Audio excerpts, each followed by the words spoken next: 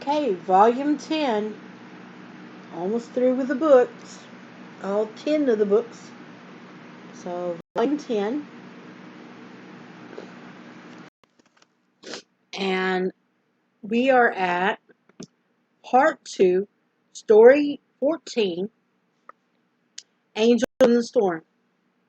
Okay? As there was no ship sailing directly from Caesarea to Rome, Paul, with some other prisoners, was put on board a vessel bound for ports along the coast of Asia. When the ship when the ship was going as far as Myra, all the prisoners were transferred to another ship going to Italy. What a voyage that was! Trouble began soon after they left port. The winds became uh, being favorable. The ship traveled slowly, losing valuable days.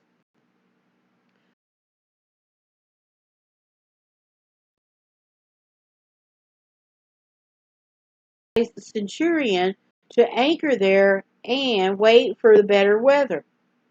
But the centurion paid no attention to the captain than to the paid more attention to the captain than what Paul said, which was natural, and it was decided to sail on.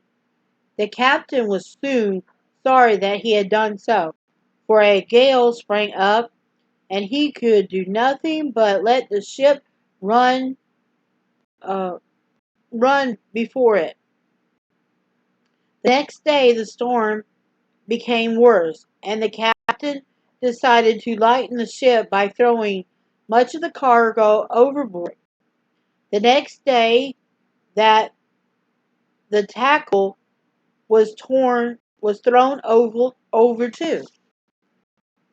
And when neither sun nor stars appear for many a day, all hope of being saved fade away. By this time, most of the prisoners and crew were worn out with hunger, weariness, seasickness, and fear. Many were lying in the filthy hold, helpless, hopeless, and terrified. Then it was that Paul stood among them, his face alight with courage and hope. And then it says it's a Dunlap. It says Dunlap on it. And he's just got Paul just standing there, like, okay, told you. And there's the illustration. Got the Roman soldier looking, and then Paul's like, I.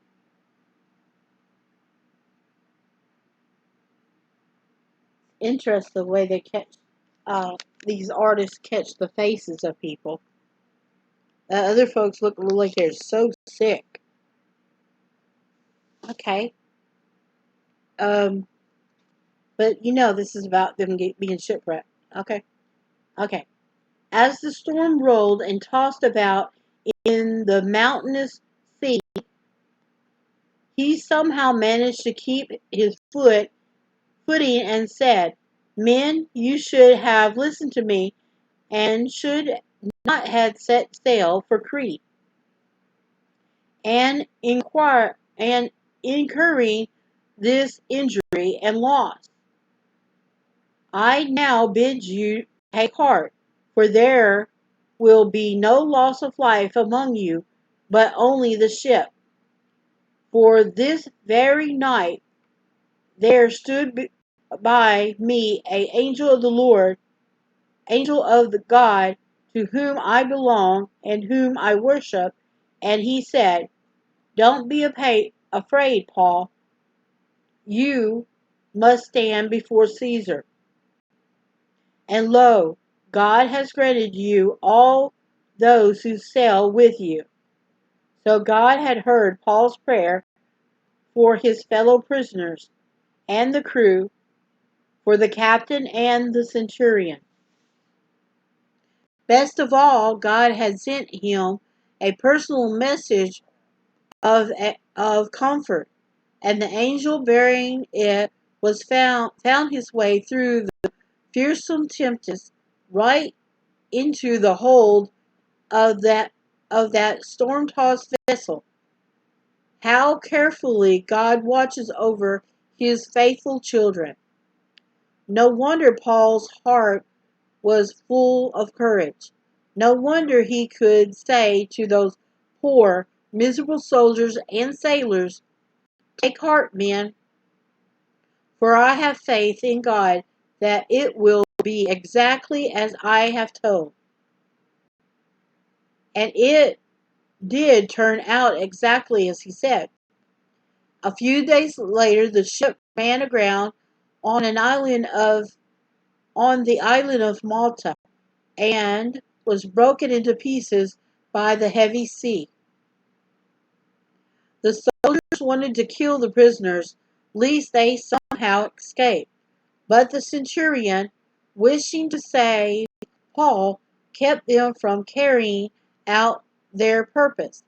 He ordered those who could swim to throw themselves overboard first and to make for land, and the rest on planks or pieces of the ship. And so it was that all escaped to land. Okay, I'm sorry I had to go robot because I had to slow down because my brain goes fast. Okay, there were 276 people on the ship, and everyone was saved, just as Paul had promised. Right after landing, as Paul was sitting by a fire trying to dry his clothes, a snake struck him and fastened itself upon. Um, yeah, I've heard that one.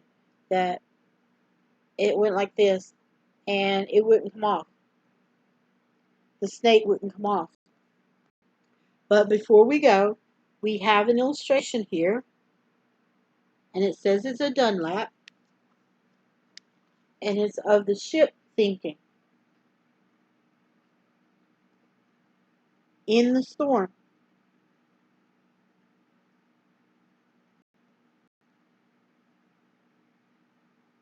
So this is and then of course you got people grabbing a hold of the planks and paddling to get to land, and those that can swim was like you said, the ones that can swim jump in and start swimming, and those that couldn't grab a hold of the board.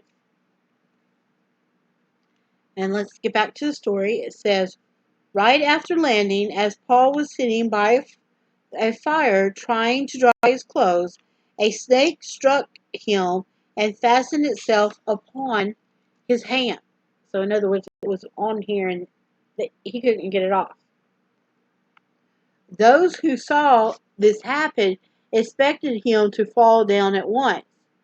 Yeah, because the snakes on Malta were very, very poisonous. That just the bite automatically kills you over. But let's get back to the story. But instead, he calmly shook off the creature and suffered no harm. The natives were so astonished at this that they felt sure he must have been some god. But he told them no, he was only a servant of the God of heaven. Then he went on to prove it by kind words and deeds. After he had healed the father of the chief man of the island, the rest of the people who had diseases also came and were cured. Heaven never drew so close to Malta as it did just then. And when the time came for Paul to leave, everybody was sad to see him go.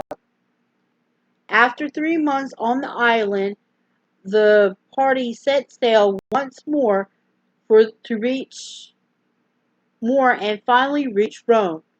Here, to Paul's surprise, a few Christians came out to meet him, for which he thanked God and took courage.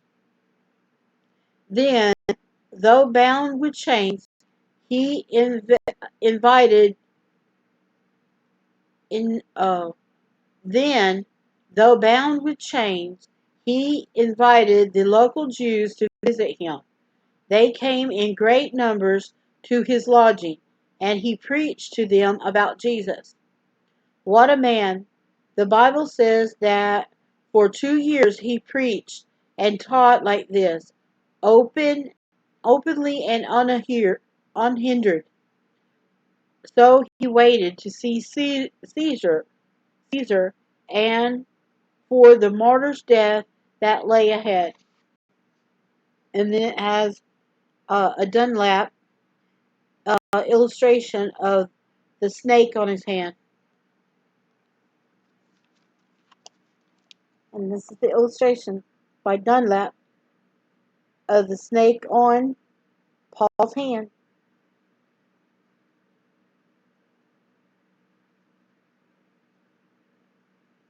And then, of course, they're looking at him like, whoa, we're going to watch you die.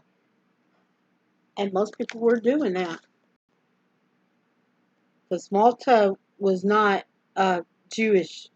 It was like what they would say Gentile.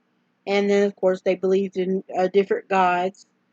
Some of them they probably was a Roman temple up the street somewhere or something.